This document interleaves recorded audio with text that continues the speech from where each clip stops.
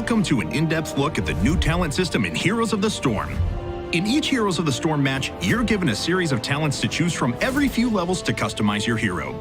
These can increase the damage of your abilities, imbue your hero with special attributes, or even give your abilities all new effects. To appropriately react to your opponent's strategies, you must know how to choose talents that synergize together. Let's take Muradin, for example. Muradin starts with 3 core abilities. His Q ability, Stormbolt, throws a hammer, stunning and damaging the first enemy it hits. His W ability, Thunderclap, slows and damages nearby enemies. Dwarf Toss, his E ability, causes Muradin to leap to a target area, dealing damage to nearby enemies when he lands. If you want to build Muradin to concentrate on stuns to raise his utility in teamfights, choose Skullcracker at level 4, which stuns enemies every 4th attack against the same target. Improve Dwarf Toss at level 7 by taking Landing Momentum, level 13 by choosing Dwarf Launch, and level 16 by selecting Heavy Impact. This increases the movement speed of Muradin upon landing, increases the range and impact area of Dwarf Toss, and stuns any enemies hit by Dwarf Toss respectively. Combine this with the Avatar Heroic ability at level 10 to allow Muradin to control fights around critical battleground objectives.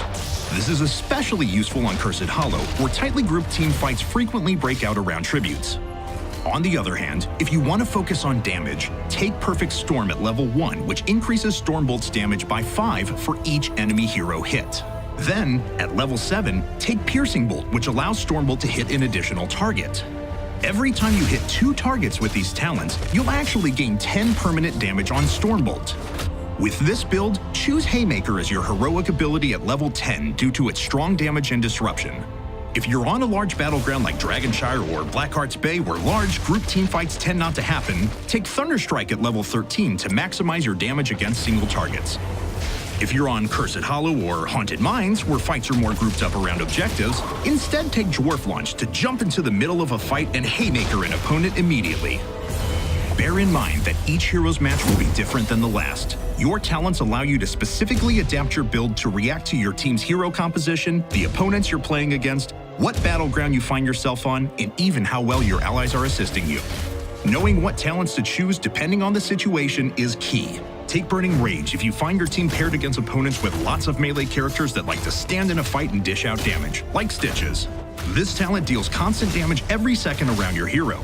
Burning Rage is especially effective on Haunted Mines, as it allows you to continually deal sustained damage in the mines themselves and around big map objectives.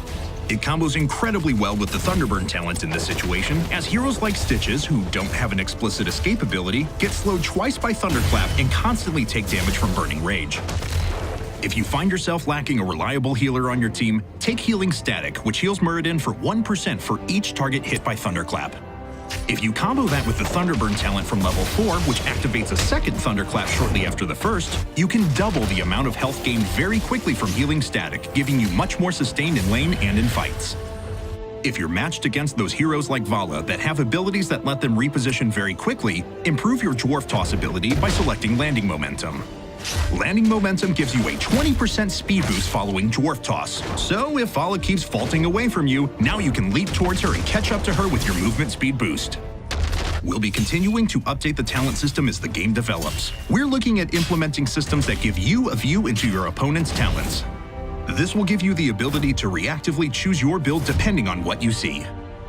That's all for this video. Don't forget you can register for beta access to the game at heroesofthestorm.com. This is Kevin Naki for Blizzard Entertainment. We'll see you next time.